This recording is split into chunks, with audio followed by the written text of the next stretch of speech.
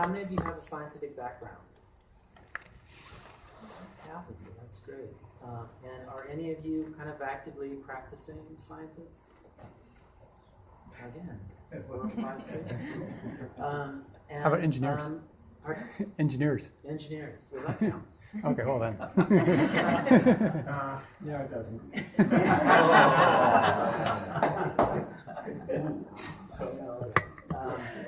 So I know we have at least one entomologist in the room. Do we have any others? Chris at the back. By the way, that's Chris. He's just started. So great. That kind of helps me get an idea of who's here. So I got into this because when the outbreak happened, of course, everybody's asking questions on the internet, what's going on? And I started looking into what other countries do.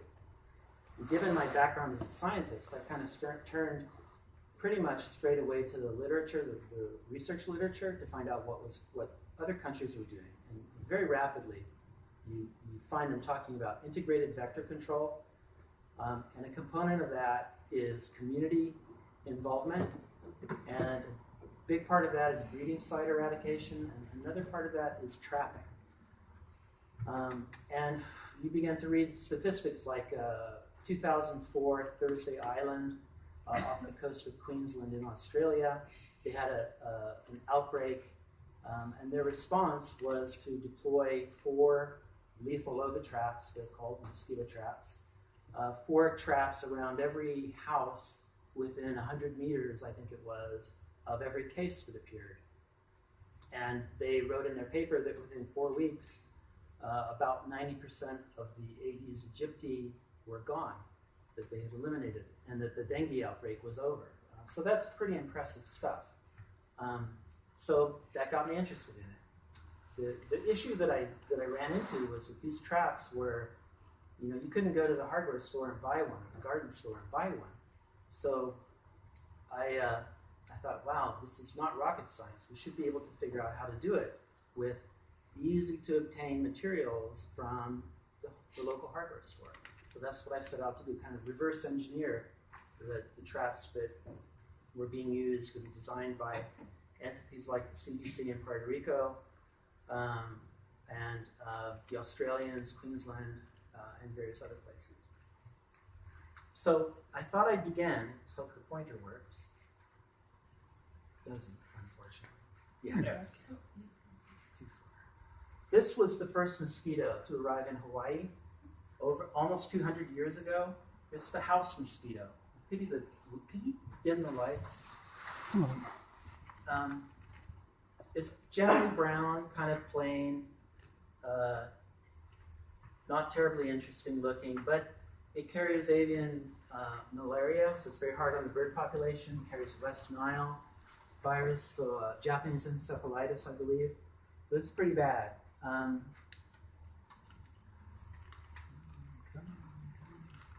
you advance it? Wait, I got it. The next one to arrive was Aedes aegypti. And this is the yellow fever mosquito. And you can see their characteristics that are important for its identification. You can see, for instance, the knees have white, all of its elbows are white, and it has this very nice harp-shaped curve on the side of its back. And that's very characteristic of this mosquito, and that's how we identify it. And you can see this when you catch one. I guess if you have 20-year-old eyes, you can see it with your eyes. But you need. I use a hand lens, and it's really very obvious when you catch one. About a decade later, Albopictus arrived. Albopictus, you can see the bright white stripe down the back, the middle of the back. And that's its characteristic identifying feature. Albopictus is a better competitor than is aegypti, and so when they're both in an environment that they're both adapted to, in general, Albopictus will displace the aegypti. And that's what we've observed, and it's been observed in many countries. So those are the 3 mosquitoes. We're going to ignore the Culex, the very first one, because it doesn't carry dengue. And I want to focus on these 2. Part of the reason is because there are characteristics of these two that make it relatively easy for us to trap. So I want to dig into those characteristics a little bit more. So first of all, these are anthropophilic mosquitoes, meaning they like people. They like to feed off people. And a very important difference between Albopictus and Egypti is that Albopictus is quite happy to bite your cat or dog. There's this research paper, Faraji, I think that's a CDC paper, shows that half their blood meals come from domestic pets. What that means is that Egypti, because it focuses on people, is really the dangerous one, because it's not going to bite a dengue infected person and then become infectious itself, and then bite lots of other people. The Albopictus is going to bite a lot of cats and dogs, which can't get dengue. So that's a good thing. Egypti will just keep biting people. The next thing is, the Egypti are very well adapted to living indoors. Right? They're endophilic. They will come into your house. They will hide under your bed. They will come out of your closet and bite you when you're not aware of them. So they're, again, that's something that makes them very effective as vectors of disease like dengue. Albopictus is more feral. It lives outdoors more. And so therefore it's, again, not quite as bad of a vector as Egypti is. And their behavior, so actually, I want to skip down to breeding in containers. So breeding in containers, both of them breed in containers, but the Egypti are really focused on man-made containers like the discarded rubbish that people have. And what that means is that the Egypti really prefers living in a very populated area, an urban environment. And so if you look like in Puerto Rico, the center of San Juan or whatever it is will be an Egypti location. Out in the suburbs, it's more an Albopictus domain. They do better when there's more vegetation around. Now, one of the survival advantages that mosquitoes have evolved is the ability for their eggs to survive dry. And when they're laying their eggs in a container, unlike the Culex mosquito, they do not lay their eggs on top of the water. Instead, they lay their eggs on the side of the wall. Now, the rationale for that, if that's the right word, at least the only thing that I can think of, is that both of these mosquitoes need to have water in that container for a minimum of about 2 weeks, or the larvae will die, because it takes 2 weeks to go from an egg to an adult. And if it doesn't have water that whole time, it's going to die. So, if you just lay your egg on the water, there's a chance it might evaporate. If you lay your egg on the wall, then that will only get submerged if it's just rain. So it makes sense. So that's one of their survival techniques. And in fact, Egypti here has a great advantage over Albopictus because its eggs can be viable for as long as a year. So it can survive a drought very, very well. Albopictus, we're looking at 5 weeks or so. So think about it. We just went through a 10-week drought after Christmas, big, long drought. That was probably really hard on the Albopictus population, at least on the Puna side that I'm familiar with. And the rains that came may well have been advantageous for the Egypti. I don't know, I'm hypothesizing, but you can imagine it. Now the last 2 points, both of them prefer rough walls when they're laying their eggs, because they lay their egg on the wall. They don't want it to just fall into the water. They want to wait till it rains. So they are looking for a rough wall where the egg won't fall off. And so that will give us design criteria for our traps. We'll see that in a moment. Then the last thing, this thing called skip oviposition, is important enough that I want to dedicate a slide to it. So when a female feeds, it gets a blood meal. Or actually, in this case, both these mosquitoes will actually take many blood meals before they collect enough blood to be able to lay eggs. They'll go through, the females will go through these cycles where they're getting blood meals until they're ready to lay the eggs. And then when they're ready, they start visiting multiple places to lay eggs. and that's called skip oviposition. And you can see they go through about 5 of these cycles in a lifetime. Each one of those cycles, they might visit a dozen or more egg-laying sites. Okay, now here's where it gets really interesting. There's a thing called the extrinsic incubation period for dengue virus in a mosquito. When a mosquito bites a person who's viremic with dengue, and the mosquito gets the dengue virus in it, it takes about 12 days for that virus to replicate and then make its way into the salivary gland of the mosquito, where the mosquito can inject it into the next person. So there's 12 days there. That's 2 cycles, right? So that means that mosquito is going to be visiting 20 or 30 places where we can trap it and kill it, right? And really break the cycle that way. However, if there's thousands of breeding sites around, because of all the trash we leave in our yards, then the probability that she'll go into one of our traps is lowered. So clearly, breeding site elimination is really important for the success of the traps. Okay, I can't remember what the next slide is. Did it?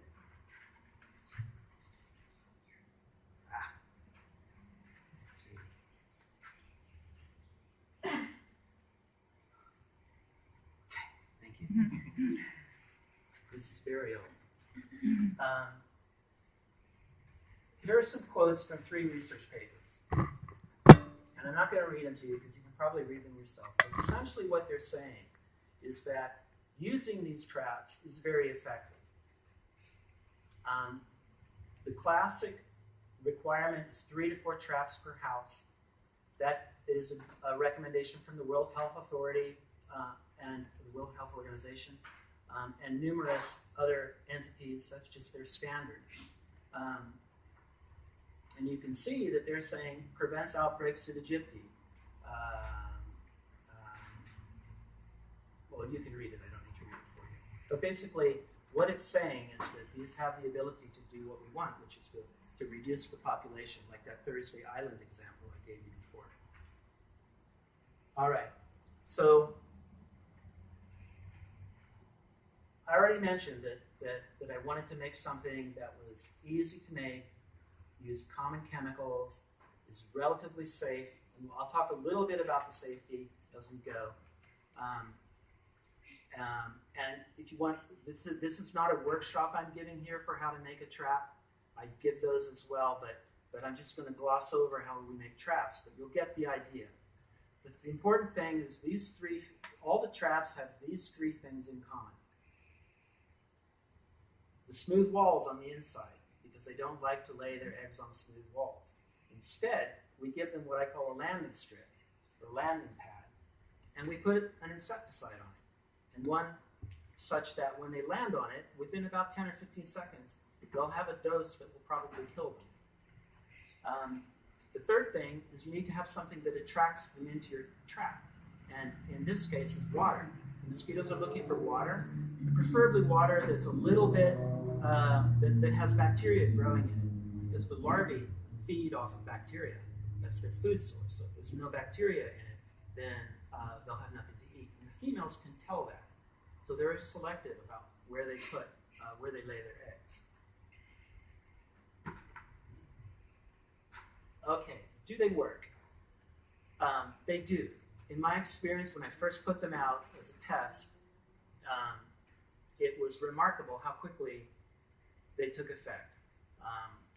We live in an area where we're bordered on 2 sides by jungle, and where we're used to, the mosquito dance when you're outside.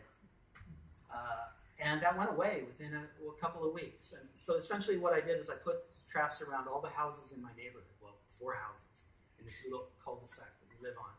And all of us watched the population go down. Many other people have had that experience as well.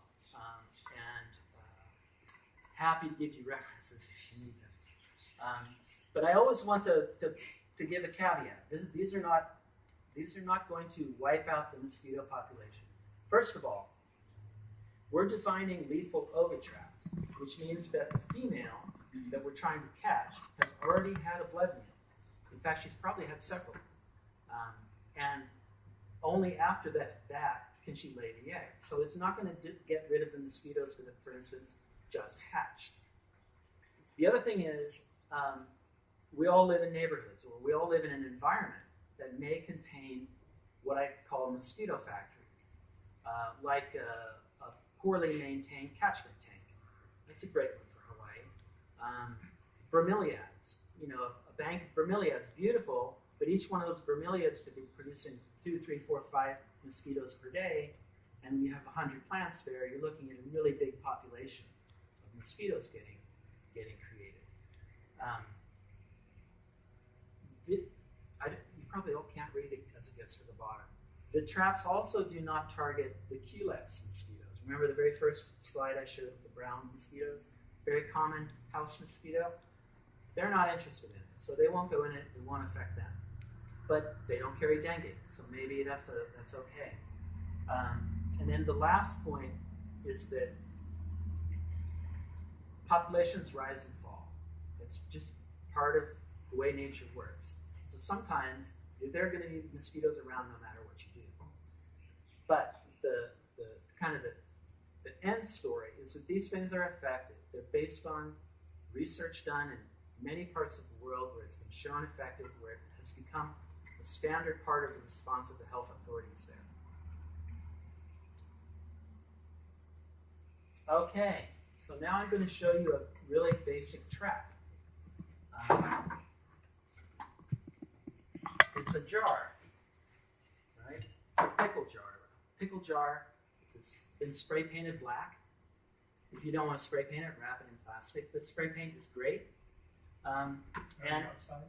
Pardon? On the outside? Only on the outside. If you put it on the inside, you make it rough. And that's not what we want. So we all know glass is smooth. So what we're going to do is we're going to have a landing pad made out of very heavy paper. This is construction paper that you buy at the hardware store that is good for about a month in water before it disintegrates. Or you can use a stick like this, simple stick. And we're going to use a couple of very common chemicals. So this is a taro ant dust. It contains a pyrethroid called Deltamethrin. And so there's a plant called chrysanthemums that make pyrethrins that are insecticides. That's a man-made version of it. It's fairly low concentration, and what we do when we make the trap is we moisten the landing pad, put a little water on it, and then sprinkle the ant dust on it, kind of like you're dusting a donut, not too much, hopefully, and you wipe it on to smooth it around, do both sides, and that will be what you leave in your jar for the mosquito to land on. Then in terms of the water bath, we're going to half fill this. So that's about a quart of water. And in the water, we use something that we're all used to probably, which is roach powder. Roach powder is boric acid. There's research out of Pakistan that shows that this is very effective at a concentration of it turns out to be 1 milligram per 100 milliliters. And that turns out to be in a quart like that, you put roughly a heaped teaspoon. So you put a heaped teaspoon in here, dissolve it, put your stick in, and that's your trap. As simple as that. You can make it a little more attractive to the females if you drop a small amount of compost in, or grass, or leaves, or something like that, because that helps improve the bacterial growth. So that's, I think it's all written there, so I can move on. Is that ready to go right then, or is that to ferment a while? Nope, it's ready to go right then. Yeah. Okay, so version 9. Oh, I should mention about the toxicity. Yeah, actually, there's a question in the back. It said Deltamethrin, and then it said sprinkle the ant dust. Are those the same thing? So the question was, what's the difference between Deltamethrin and the ant dust? Yes, those are, I should have spoken more clearly. Sprinkle the ant dust, which contains the Deltamethrin. Sure. How long is it good for? Oh, thank you. This is good for, this trap, the design is good for about 4 weeks. So in terms of toxicity, there was a teenage girl in Florida, I believe, who ate something like 5 grams of the deltamethrin, not this stuff, but the active ingredient. This is only 0.05% or some small amount. So she would have to eat 10 of these to get that dose. She recovered in 48 hours. And so it's really not that bad. And How of about course, for pets? beg your pardon? How about for pets? Pets should, okay, so the researchers, many other researchers have used deltamethrin and they address that. And basically, on a stick like this, you'll have approximately about, well, the goal is to have 0.1 milligrams per square centimeter. And you can see that's probably 200 square centimeters. So you're looking at 2 milligrams. So to get a significant dose, the dog or cat would have to eat 20 or 30 or maybe thousands of these. I can't do the math in my head that fast. But basically, the conclusion they reached was it wasn't possible for an animal to eat enough and drink enough of the liquid to get a dose that would harm them. Yes, question. Where would you suggest putting these around? So trap location, I'll get to that in a minute. Thank you. What makes it stick? What makes the powder stick to the stick? What makes the powder stick to the stick? Basically, it adheres. It's just the powder. It's held on by You get it wet first. static, basically. Oh, you get Yeah. the stick wet? You get the stick wet, Oh, okay. and the stick will dry out. But interestingly, when the stick is in the water or the paper, you get capillary action that wakes up and helps keep it down, which is one thing the mosquitoes are probably looking for. Okay. The so-called 4-month trap. The problem with the 4-week trap is people get kind of bored of having to make it again every 4 weeks. It's not that bad, but still, people want them to last longer. And so I continued reading the literature and then found that bifenthrin, which is another pyrethroid, is more stable than deltamethrin. And there was research done, Williams, 2007, I think those are Australians, that bifenthrin, they made things like this that were, they measured them after 4 weeks in the field and found no decrease in their effectiveness. So I have extrapolated that. If there was no difference in 4 weeks, I'd said, well, okay, maybe we can go 3 or 4 times that long. And so I kind of describe this as my 4-month trap. Now, in terms of the larvicide, I also propose using one called spinosad, which if you're an organic gardener, you'll probably know it. You can use it on your plants up to the day before you harvest. And it was shown in another research paper to be effective for more than 20 weeks. So that combination, and in this case, because it's such a long-lived trap, I made it bigger. I thought it should be bigger because the biggest problem with traps is they dry out. So if you start with just a quart, it's going to dry out much too soon. So instead, you switch to a smooth-walled 5-gallon bucket. This is, I think, maybe a 3-gallon bucket. And in this case, with a lid, the Australians did a whole bunch of work on what's the right dimensions for a trap. And they basically came up with something that was about a 5-gallon bucket with a lid with an about roughly 6-inch hole. And so that is your trap body. The reason this is a little more complicated is because bifenthrin, you buy it in a concentrated form, 10% concentration or 8%, I forget, 8%. And you have to dilute it down to the right concentration so that when you paint it on, you get to that magical 0.1 milligrams per square centimeter. If you have too much, then it can act as a repellent to the mosquitoes. If you get too little, it may not kill them. So there's a little bit of it's not very hard. It's just basically some dilution by a specific amount. And by the way, they're pink because I put red food coloring in. That way you can tell which end has got the poison on it. So when you make these, you end up wanting to make hundreds at a time. So you can say I'm making hundreds at a time, which is a lot of hassle for an individual who only needs 4. So that's why I encourage communities. Like in my area, Seaview was one of the first communities to start doing this, and they were making them by the hundreds. Now, in terms of toxicity, Deltamethrin, bifenthrin is relatively non-toxic to humans. You can use it in food preparation areas. When the stick is dry, you can handle it without really having to worry about it. Obviously, I'm going to wash my hands before I eat. Yes, question at the back? How do you know you're putting 0.1 milligram on? The question was, how do I know I'm putting 0.1 milligrams on? Basically, you do the math. So you take a stick and you paint it, you weigh it on a very accurate scale. You paint it with water, and you measure how much of that water is on the stick, right? So then say we got 1 gram of water on a stick, to make it easy to do the calculation. We know that we want to have 0.1 milligrams per square centimeter, and we know that the area of that stick, let's say this stick,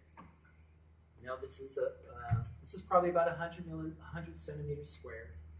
So 100 centimeters squared, 1 gram of water. You just do the math to figure out the concentration of the solution that you need, so that when you paint it, all that's left is 0.1 milligrams of the active ingredient per square centimeter.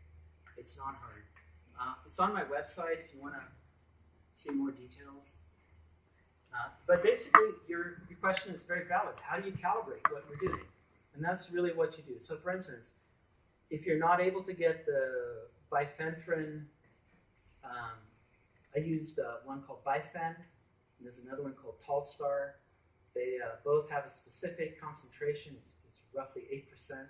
If you can only find one that's 3%, then you have to redo the math to figure out how to paint it on, or how to dilute it before you can paint it on. Like I said, this is the 4-month trap. Any questions? Yes. Would the would the other pesticide, would that work in place of this? Well, it would, but it would only last for 4 weeks. Oh, okay. Yeah. Now, bear in mind, okay, this kind of leads on to the next slide. First, we'll talk about maintenance. Maintenance is pretty obvious. Don't let it dry out. Don't let it get filled with stuff that shouldn't be there. It is not necessarily a bad thing if there are dead things floating around in it, like a dead snail, frog. One of the worst mosquito factories I've ever seen was a 5-gallon bucket full of dead snails. It was just frothing with larvae like boiling rice. It was horrible. Remake it. Don't bother trying to reuse any of the parts. Just remake it when you go. In terms of disposal, put the Deltamethrin strips, put them in the garbage, and the other stuff you can tip onto the ground because it's just boric acid and spinosad. They're fine. So now the location. Really recommend people have a map. If you're going to have more than 4, then please make a map because you will forget them. And if you forget them and leave them in the rain, they just become mosquito factories. We don't want that to happen. Shade is very important because mosquitoes want to get out of the shade, out of the sun, because it dries them out and they die. Likewise, the wind. They're looking for dampness, so vegetation is really important. The mosquitoes will happily come out and bite you and go back into the bushes 30 feet away. Just repeat that over and over and over. Egypti, because they like to get indoors, they like to hide by your front door so that they can get in when you go in. So those are good places for traps. Particularly the Egypti, after it's bitten you and it's coming out to find an egg-laying place, if it finds one right at the front door, it's going to be happy. Also, you can put these indoors. If you don't have good screens or whatever, then it's perfectly reasonable to have these indoors. If you're worried about cats and dogs getting in, put chicken wire over them. Really, this is a relatively simple technology, and you can use your imagination or think carefully about the issue that you have and figure it out.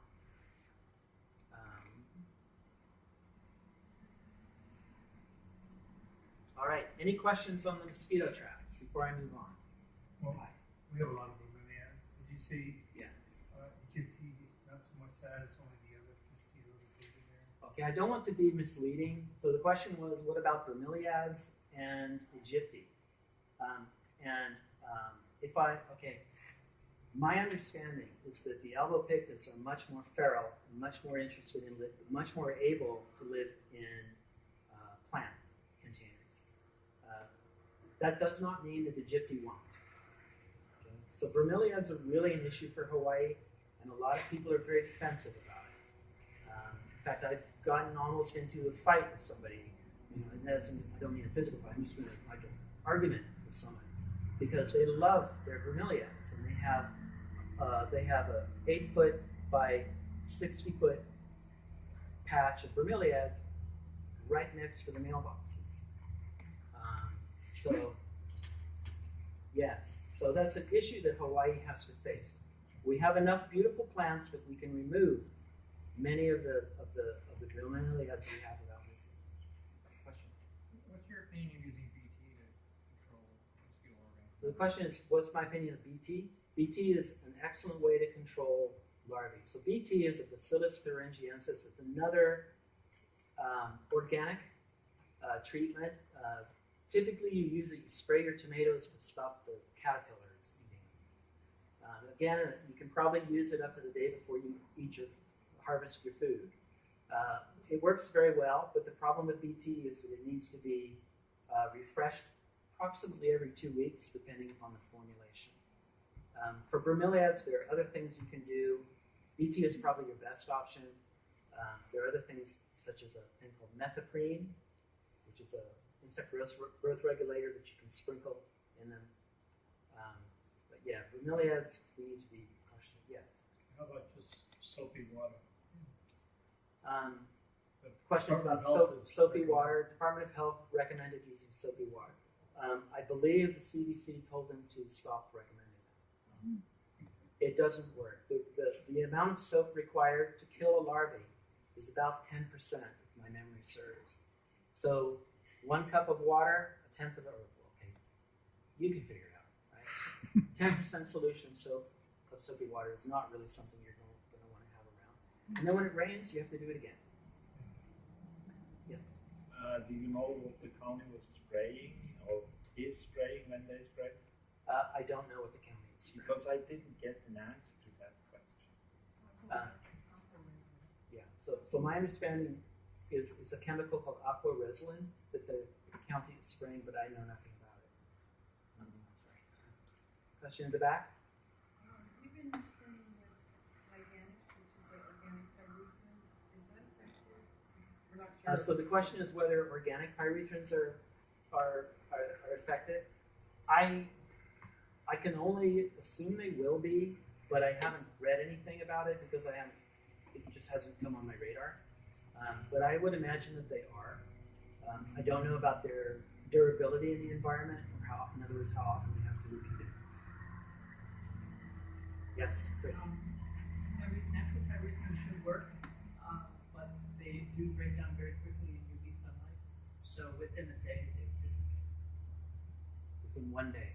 Yeah, within a day's exposure to sunlight, 90% of it's more than 90%. I'll just repeat that. So Chris is the entomologist from the DOH, says that within a day, 90%, a day of sunlight exposure, 90% of the natural pyrethrins are destroyed. Yes, question? So mosquitoes can't actually breed in just like big leaves that are laying on the ground because there's not really enough moisture that's going to hold there for the 2 weeks of waiting for the eggs to mature. So it's not likely they just hide in those in that. Okay. So the question is can the mosquitoes breed in leaf material that's laying on the ground? Because it doesn't typically hold water for the 2-week period required for the full progression of the egg to an adult. And I think, yes, that's correct. However, They like to hide there because when you walk through them, there's yeah, sure. That comment is specifically about the Aedes species, right? The yellow fever and the Asian tiger mosquito. It's not necessarily true of other species. Like the culex may be much more adaptable. There are lots more mosquitoes than that as well. So when you're walking through the forest and the mosquitoes are coming up, those may or may not be the dengue carrying mosquitoes. But they can breed in just a couple of teaspoons of water, right? I mean, a very small amount. Yeah. That's in a cap or a child's toy that's laying outside. Yeah. So indeed, you're correct that they can breed in a very small amount of water. The issue is whether that water will dry out or not. So if it's raining, and it's raining every day, yeah, in a little cap from a discarded water bottle, they can breed. So every little piece of trash we have out there can support a breeding site if the conditions are correct. But it must be there for 2 weeks. It must be enough You must have water in there for about 2 weeks. You have to have time to get the egg in the water, go through the stages into an adult, and then hatch. Oil on top of water in bromeliads, is that, until it rains, is that effective? Because so- if there's So the question about oil, when you cover the surface of a water body with oil, the mosquitoes are not able to breathe through it, and so they suffocate. I can imagine that would work for bromeliads if you want to spray cooking oil or something on your bromeliads. But again, you have to make sure that you're getting into all of the bromeliads, and that the rain will break it up, as you pointed out. Yes. I gather your traps probably aren't going to be effective around a large bunch of bromeliads. It's not going to make enough difference to make any difference. Is that right? Or? So using the traps, in effect, if I can restate your question, will the traps work near a mosquito factory like a bed of bromeliads? The answer, I think, is probably not. Because there are so many other places where they can go to lay their egg, the probability of finding your trap is very low.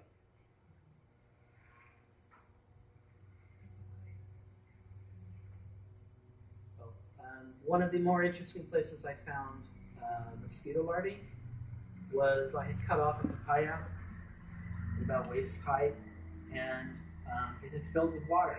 Papaya trunks are hollow. It had filled with water and was a really, really good breeding ground for mosquitoes. Just enough, again, boiling with larvae. We were always told to put a can over the top of any when you cut off a papaya. Put a can over the top. That's a great idea. Yeah. Just one more question. Some commercial mosquito traps utilize attractants such as ethanol and carbon dioxide. Yeah. Could we make use of that to trap around mosquito factories? Okay, so the question is, some commercial traps use attractants, chemical attractants, to attract the mosquitoes to the trap. And can we use that? Those attractants are primarily focused on mosquitoes that are not yet ready to lay eggs. Right?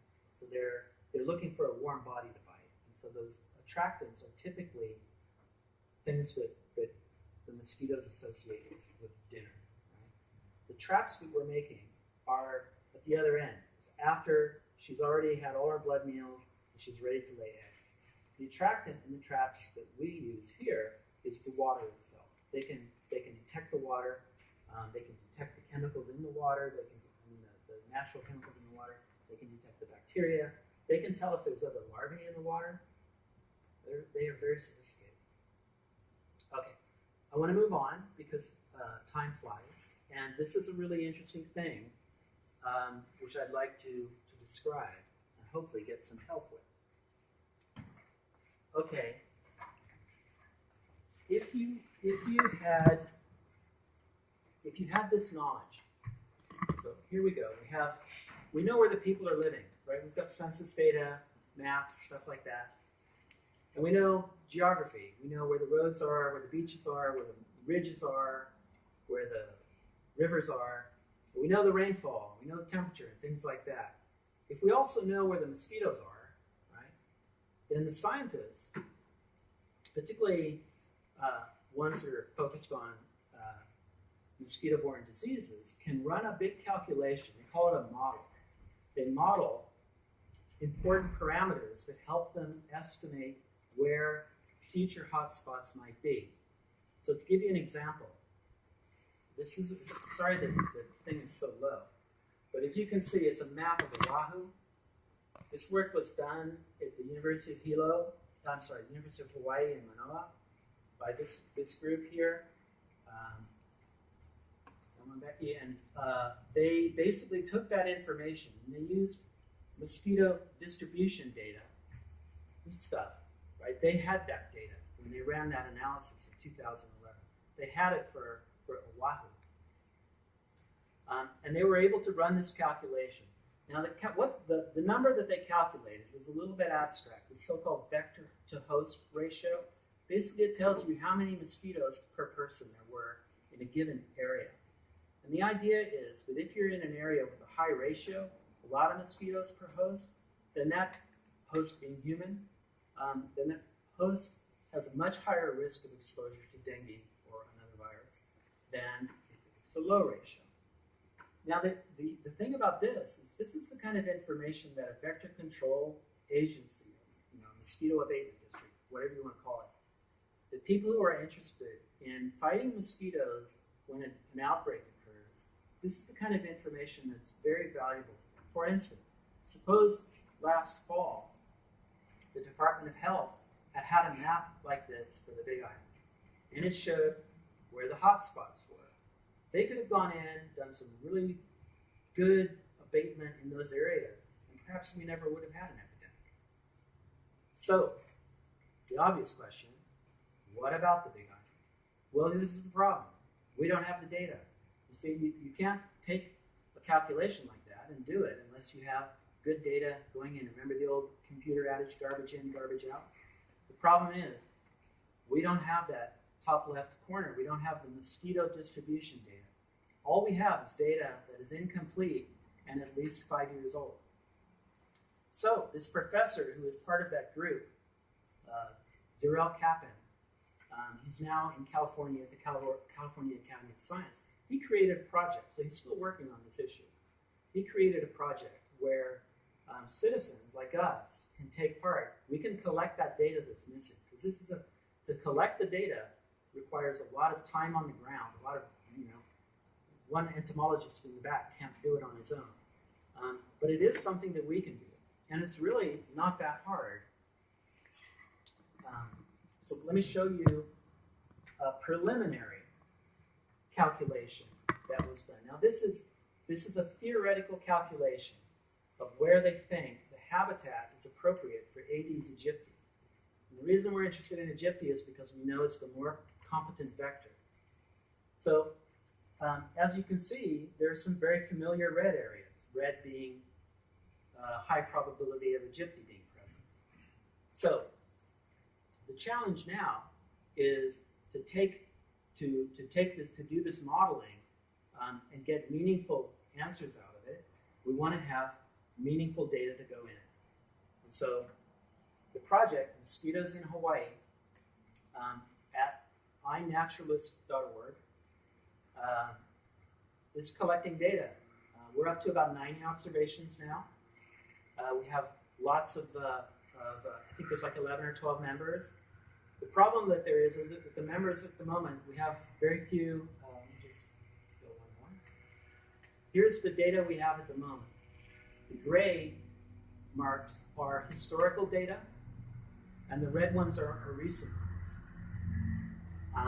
And you'll note that a few of them are out in the middle of the ocean. That's for privacy. The actual location has been obscured for the public, but the researcher can still know where it actually was. So you can see that over where all the red was, we don't really have any data yet because we don't have any volunteers. And what I would like to encourage people to do is to join the project and catch mosquitoes and observe them and try and identify them and submit data. So for instance, Don, here's your data. This is a picture, beautiful picture of, see the heart, the crescent lines, the arc lines on its back. That's an Aegypti, very clear record. And he got it up there somewhere in that square box. Right? That's really an important data point. And we need many more of those. What we need is further down. This is one, you can't see it because of the room lighting. That's another Egypti. You can see that's down in the Kalapana area. You might not expect the classic Egypti habitat is a very dry area. We all know that Pune is pretty wet, although it's fairly dry down near the water. So that was someone who took a picture, and what you do, you use your phone, literally. You can take those, the picture here was taken with a phone, and he caught it with a wine glass, right? And that's a wine glass, you can see there. And he took the picture through the wine glass. So you get a clip-on lens for your phone. And the phone has the advantage that it tags your photo with your GPS location. So when you load it, it automatically knows where you took the picture. And it's relatively straightforward. It takes a little practice to be able to take pictures of mosquitoes. It helps to have tweezers. But it's something that anybody can do. And I really would like to encourage people to take part. Here's one I took, Albopictus. You can see the line very clearly. It's on the Red Road in Lower Pune. Catching mosquitoes is pretty straightforward. We have nets.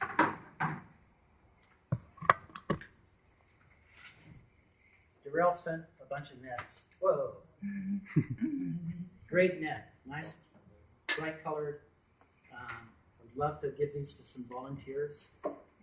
We have lenses like this for people who are interested in taking part. And has anyone got any questions? I'm gonna have a couple of comments. Sure. If they're swarming around you and you really want to be killing them, if you wet your hands, your chance of hitting that mosquito will be about 99% more than if you have dry hands. Wow, I'm going to repeat this. So amazing. We'll just run it. I'm sorry I don't know your name. Barbara. Barbara. Okay, your comment that if you wet your hands, you're much more likely to be able to catch the mosquito than otherwise. I think that's a great idea. And also, if one is biting you, if you grab the opposite side, like on your arm, and pull it tight, he cannot escape because you have caught his stinger in your arm. You need a third person, a second person, like, okay, get him now. I'm holding for you now. You're hired. You know that? You're hired. So I have to warn you that these people who get really into this mosquito stuff, like John, so the picture of the calculation for the Big Island was done by a guy called John Winchester, who was a student of Darrell Kaplan in Manoa in 2011. And he came to visit a few months ago to help me put traps out in the Kalapana area. And, we were in this one area where there was a lot of mosquitoes around. He's just standing there. And I, of course, I'm fighting him off, and he's just standing there. And then one lands on his arm, and he just watches it. And he waits, and he just grabs it. I'm sorry, I'm not going to do that. No, but I think, there's lots of great ideas for how to catch them. Yes? I'm curious, you showed the picture of the hot spots on the Big Island. Yeah. I would have thought they would go where there's lots of rain. Don't they need water to breathe? Why do they pick dry spots? So they need water to reproduce. That's absolutely correct. But the Egypti has evolved a very clever survival method. So basically, the ability of its eggs to survive for long periods of time mean that it can live in a dry area that gets rainfall very infrequently. And then when it does get that rainfall, the egg gets immersed in the water, it hatches in 12 days, and it's out there biting people and laying eggs for 5 weeks. And that has turned into a very successful survival strategy for that mosquito. Albopictus is not quite as good because they don't survive as long in the desert. Why wouldn't they be able to survive in a wet place? Why would they not be able to survive in a wet place? Good question. So mosquitoes don't exist in isolation. So when there's a container, many mosquitoes can lay eggs in. What you get is you get competition between the different larvae within a container. And it turns out that the Albopictus are much more aggressive larvae, and they're able to outcompete the Egypti larvae. And so therefore, and this has been observed basically all over the world, when a population, established population of Egypti is invaded by a population of Albopictus, typically the Albopictus will push out the Egypti. Now that does not happen where the Egypti are specialized survivors, like for instance in an urban environment, where Albopictus doesn't find enough vegetation to do well. So it's competition that causes it. Is it also true that they cannot survive in water over 4 foot deep, like for the catchments? The question is, can they survive in water over 4 foot deep? I see no reason why they can't survive. I've read that in numerous places that they can't, because they can't float back up in suspension to breathe, and so therefore they die. I'm pretty skeptical, but maybe the entomologists, Chris, do you know? I know that I've heard that as well, but I think, you can't really say that it could never happen. But generally, deeper water doesn't favor mosquitoes.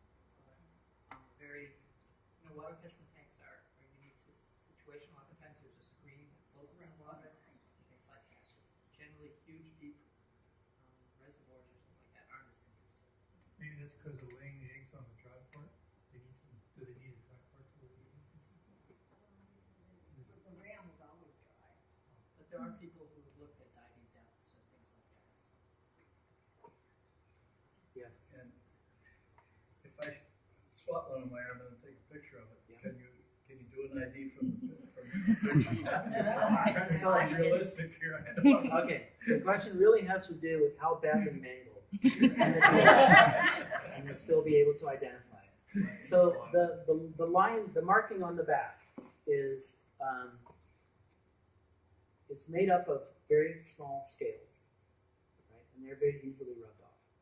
So I have caught what I think were Egypti near my house, like that. And when I tried to ID them, I just couldn't convince myself that I was actually seeing what I hoped I would see.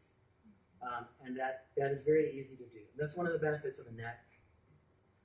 It's, it can be much less damaging. Yeah, wine glasses sounds like wine glass. much better than that. What about the zappers? Say again? What about the tennis racket type zappers? Will that Yeah, so the question is about the tennis racket zappers. And I got one of those because someone told me about them. They make loud noises, when you get a bug, but they don't leave enough for you to ID. Yeah, as we said, A lot of smoke. Question there. Yes. The project seems like it's pinpointing locations, but how do you determine mosquito density from that? Is it just if you have a density of volunteers, then good question. So the question is, the project is identifying locations. So that's known as presence records. Is the insect present there?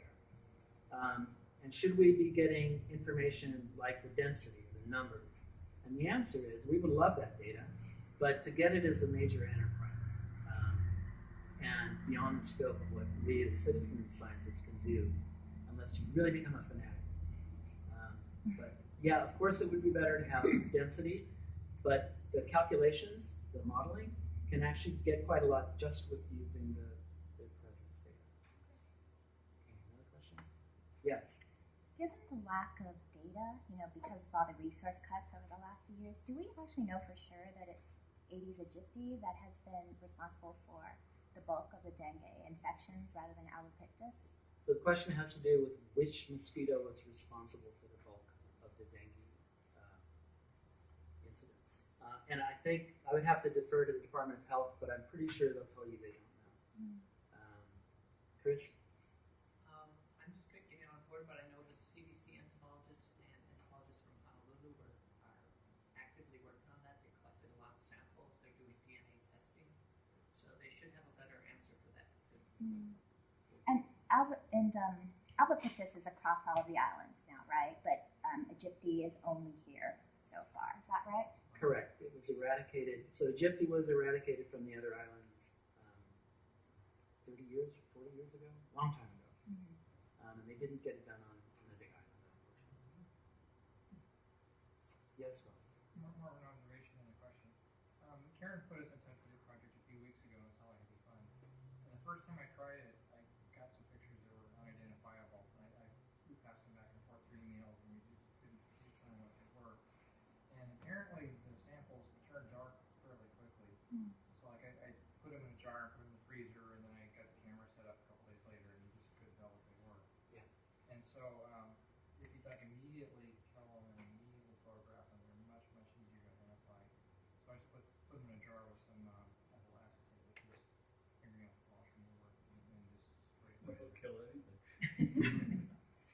Yeah, so Don's comment is about how when you catch some mosquito, a lot of times it will darken.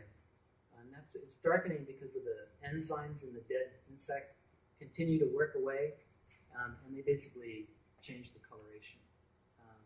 One trick I've used is to catch them and rapidly put them in very, very hot water, close to boiling but not boiling. Just dump them in that for a few seconds, and that, I read, slows down or breaks up the enzymes so they don't work, and actually I think that works. But it is definitely best if you can identify them pretty much right then. Okay, the question at the back first.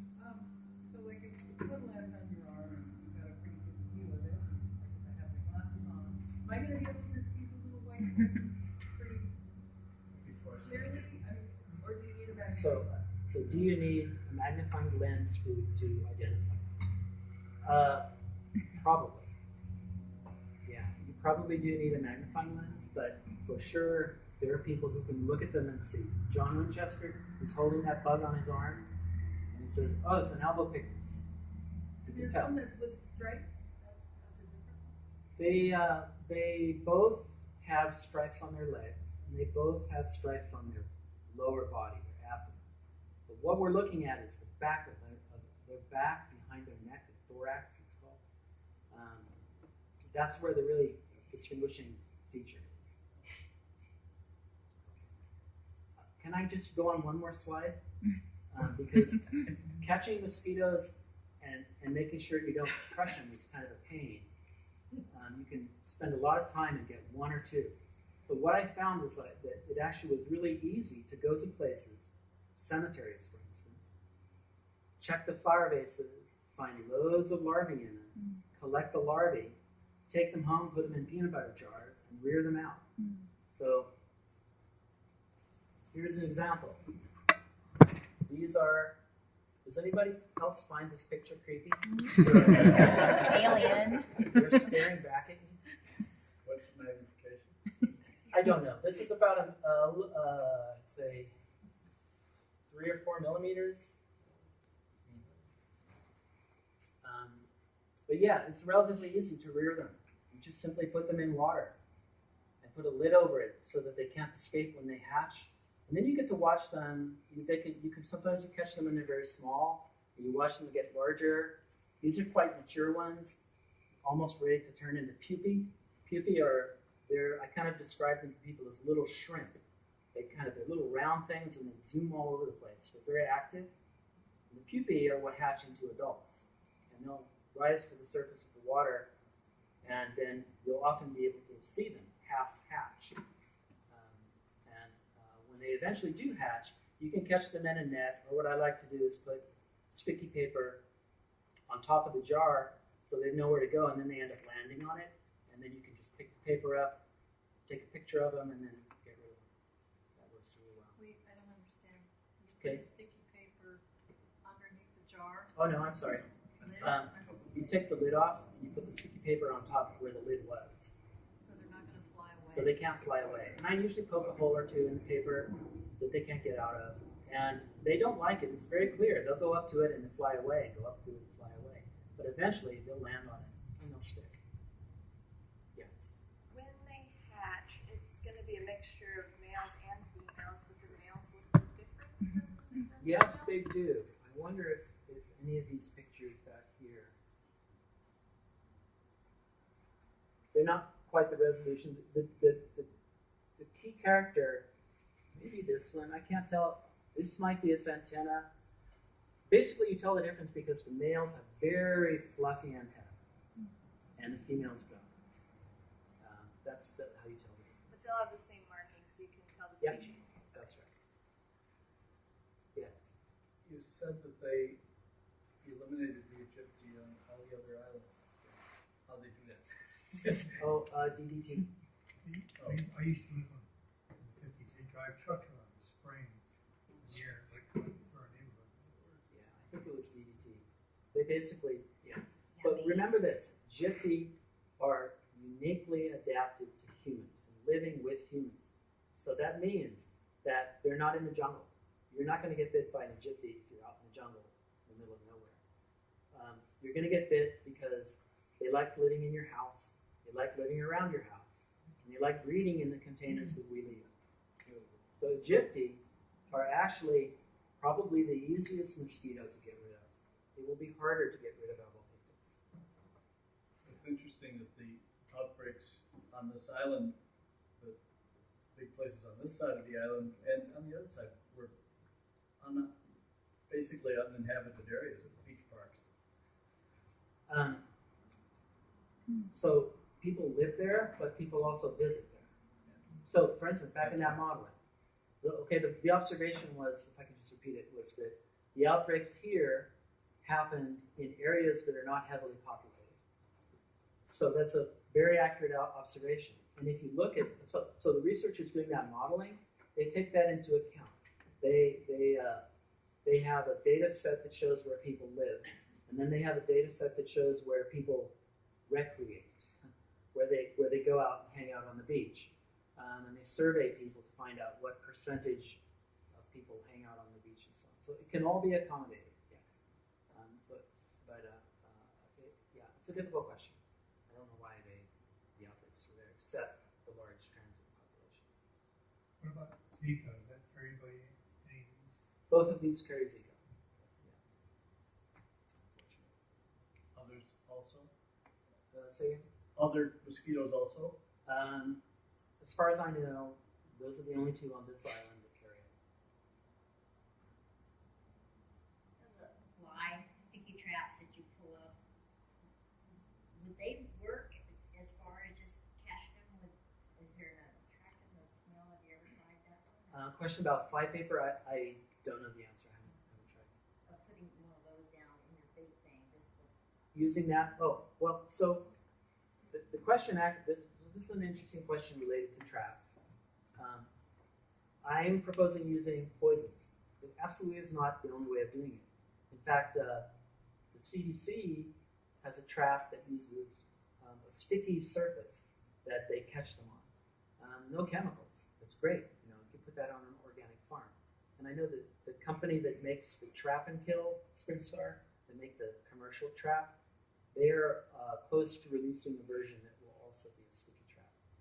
And that will be, again, real nice for people interested in organic farms and so on. Are the SpringStar traps similar to what you showed us? Well, so the question is about SpringStar traps. Let's look at the trap now.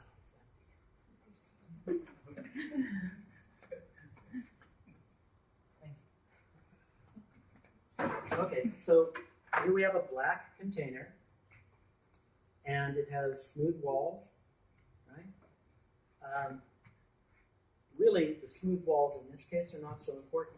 The reason being, they have a strip here, which doesn't have any poison on it. And the strip is going to just be stapled to the side, and it provides a place for the mosquitoes to hang out and maybe lay eggs as well. It's very common to find eggs on the redds. But instead of a contact poison like we use because it's easy to buy at the hardware store, there's a little red thing in here. I won't open it. It's a little red pad that you staple to the wall, and that pad emits a vapor. So it's a vapor phase poison. So it works quite differently. The attractant is still water. You fill this up with water. The water will have algae growing in it after a while, so it's attractive to the females. They'll fly in. It's a confined volume, so the vapor doesn't escape very quickly, which means it builds up in there, and they get a lethal dose and die from that. They work very well, and they've been deployed in many places successfully. Did that answer your question? I forget what your question exactly was. That's a sticky trap. And you can buy if you put, along with your stick in there, if you put one of those, the possibility of them flying and getting stuck on that. Right. The water that you use in the trap can't have any chlorine whatsoever? I mean, because the water here is chlorinated. So the researchers found that chlorinated water acted as a repellent. That's I don't have any experience with that, but that's what I read. Yeah, chlorine will evaporate eventually, but it will take time. And why don't you might as well just start with pond water, or water from a mud puddle, or from your bromeliads. Or you put it in the sunlight, that degrades the chlorine. So, Sure. the mosquito fish or the little guppies, do they really work?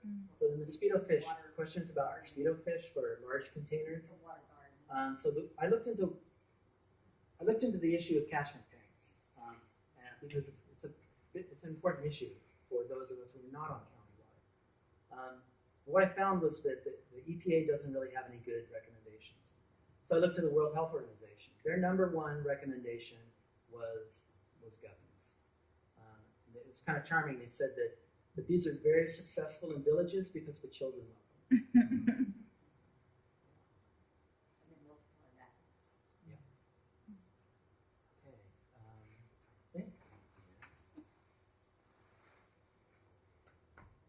Yeah, just volunteer, please. Yeah, if you're interested in volunteering, come see me after the talk. Can you volunteer to have, to just have monitoring traps on your property and have a point person come and into an area and collect and identify? So, yeah, you can do that. Yeah, so using traps to monitor for presence is quite a bit of work. Somewhere I have one.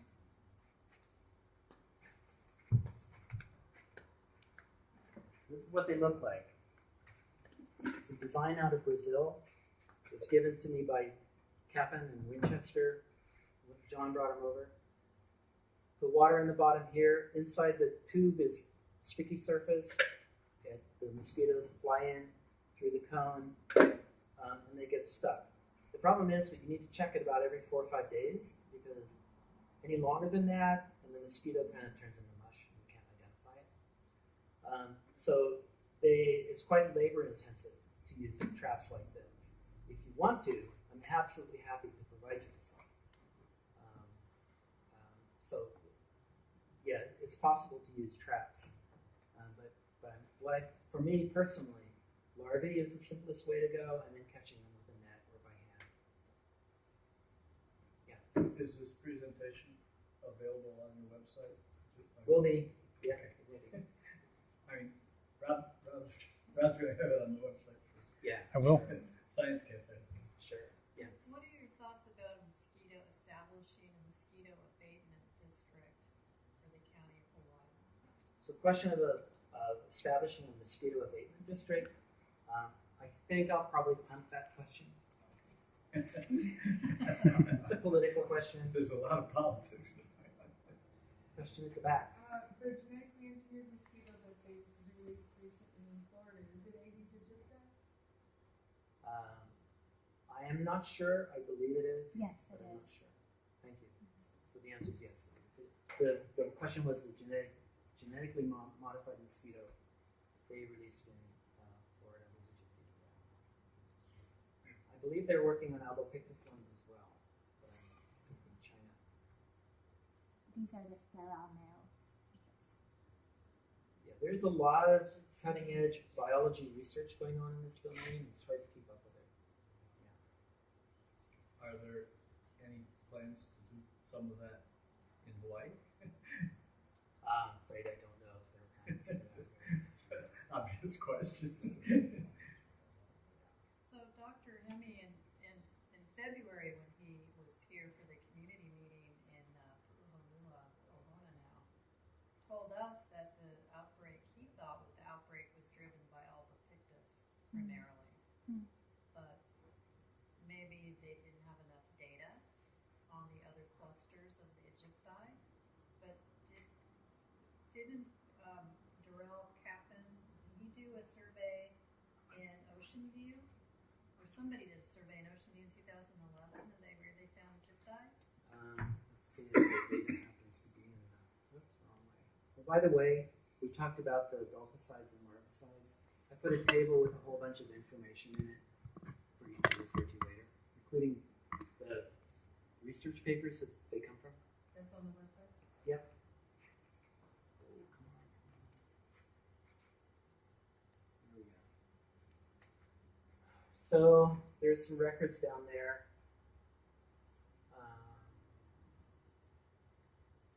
But yeah, I'm afraid I don't know. Sorry.